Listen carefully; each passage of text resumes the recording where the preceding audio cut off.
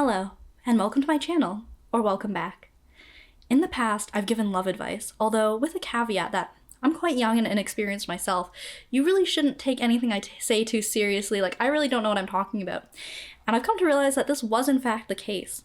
But now I have reformulated my entire concept of love, and I think I do know what I'm talking about. So let's break it down.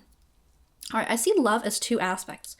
So there's the loving kindness that you extend towards friends, family, people close to you, and just like everyone in general, just this compassion you have for everybody. But of course, maybe it's a little bit stronger for the people who you're seeing on a daily basis, right?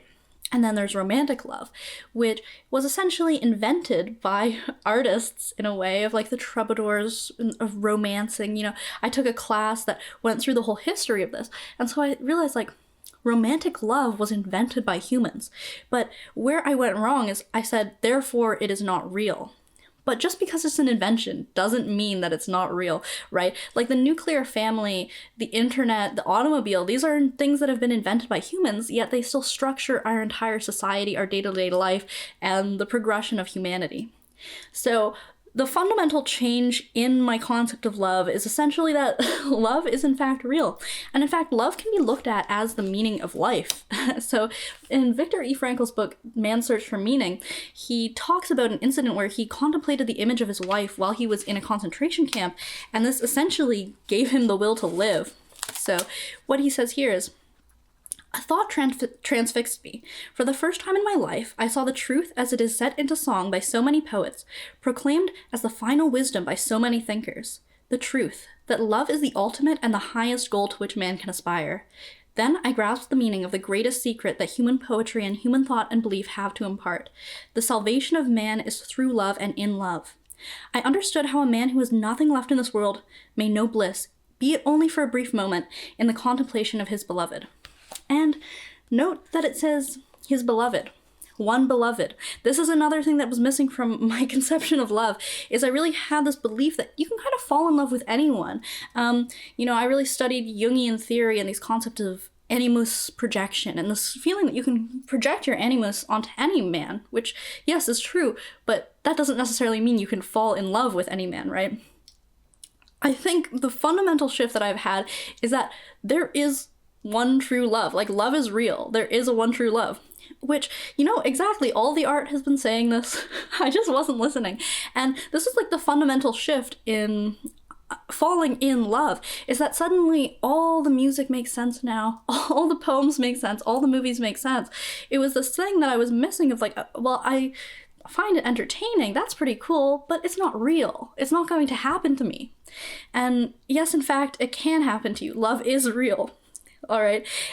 And the thing is, why you might not think it's real is because it is an earth-shattering event that fundamentally challenges all your beliefs about the world. So obviously it's not something you experience every day, right? Before you experience true love, you don't know what true love feels like.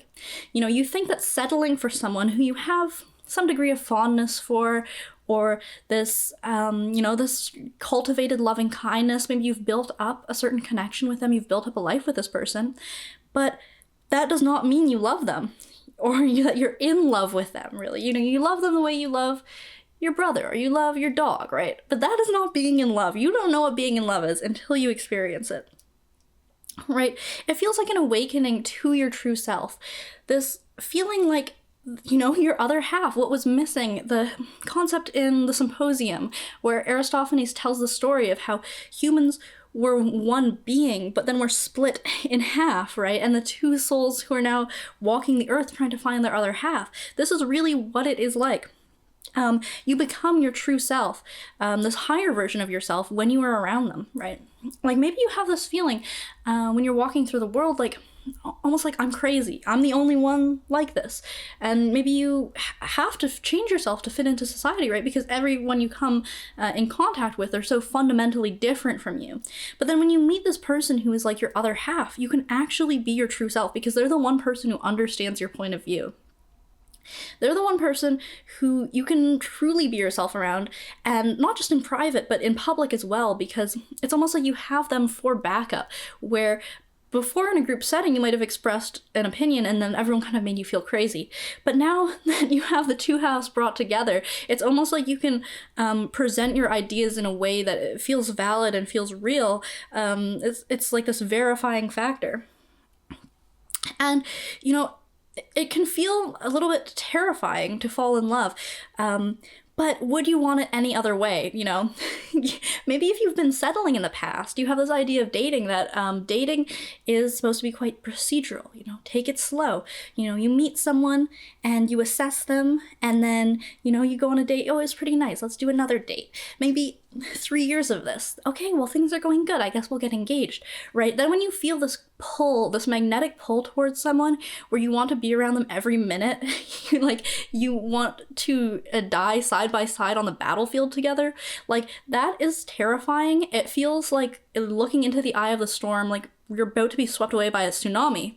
And it almost feels like, okay, this must be something toxic. This must not be right. This must be something that I need to run away from because this is going to ruin me. But in fact, that is love. Would you want it to be boring? No, it's supposed to be romantic, adventurous, life-changing. All right, and so back to this concept of the one true love, right? Your mind can assess options based on ego, but only the heart can sense that soul connection of your one true love, right? So if you're someone who's maybe dated on dating apps, right? That is entirely ego-based because you're assessing someone's picture, how they look, their job, how much they make, their interests, just all these ego things, right? And that's what the mind can perceive. And that is all that the mind can perceive. So when you are mentally assessing options, you are stuck in ego. But the heart knows immediately. It is just the sense of knowing that, if you're not quite tapped into it, maybe you don't understand what the message that your heart is trying to give you.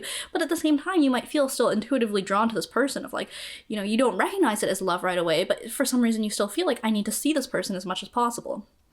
And once you start assessing them from the ego perspective, from the mind, then you've lost the love, right? The love is in the heart.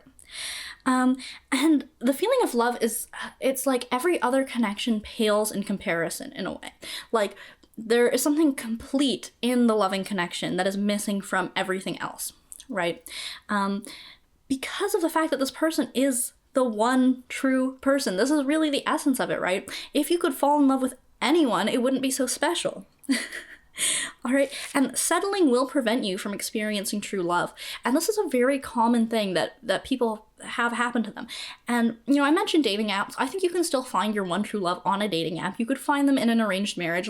God is your matchmaker, and they will put this person on your path in a way that you never would have expected.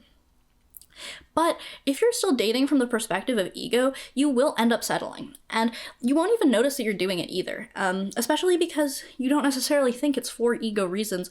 Or, like I said, if you haven't experienced true love, you don't know what it's like. You don't know that you're missing it.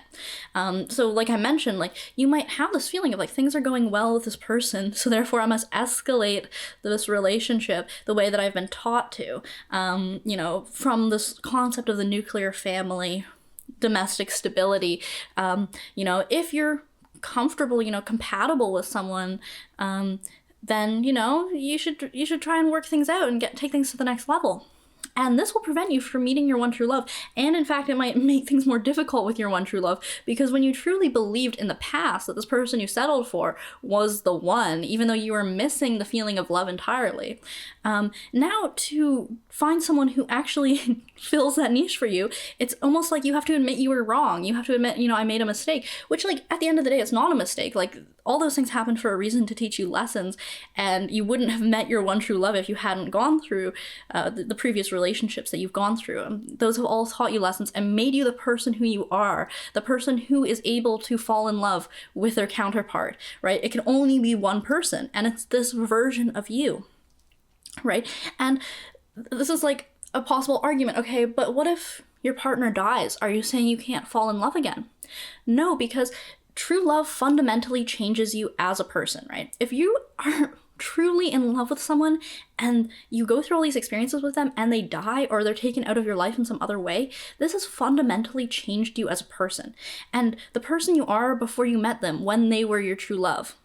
is completely different from the person you are after knowing them and going through this experience. So in the sense, it is possible to have more than one true love in your life, but it's because you become an entirely different person. Like, love fundamentally changes you. And this is a part of love that makes it so scary, and maybe why some people run away from it, is this feeling of like having to change and understanding that like this is the beginning of sort of a new life in some ways, because love forces you to change, right? Settling does not force you to change. Settling allows you to stay the same, and even though the passion is missing, there's kind of this almost mutual agreement of like, I'm happy how I am, you're happy how you are, let's just move in together and things will play out.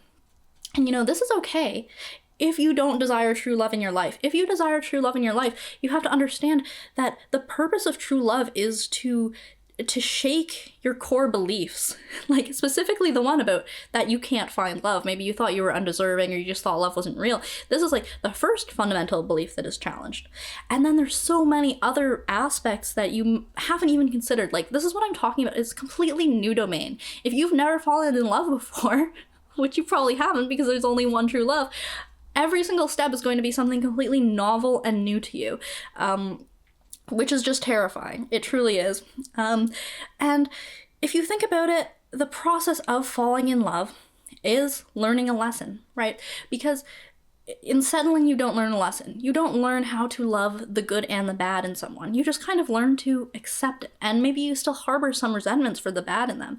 But love is this feeling of being able to know another person so thoroughly, to understand them psychologically and on a soul level of like, okay, this is why their ego makes the decisions that they do. And I choose to love them in spite of that, and because I understand them so thoroughly. And it can only be with your one true love that you get to know them on such a deep level that you can understand their motivations like this. And it's also about realizing someone's potential and realizing your own potential of this things that your true love can see in you that no one else could see in you. Someone who doesn't truly love you would not be able to see this aspect in you that maybe you don't see in yourself yet.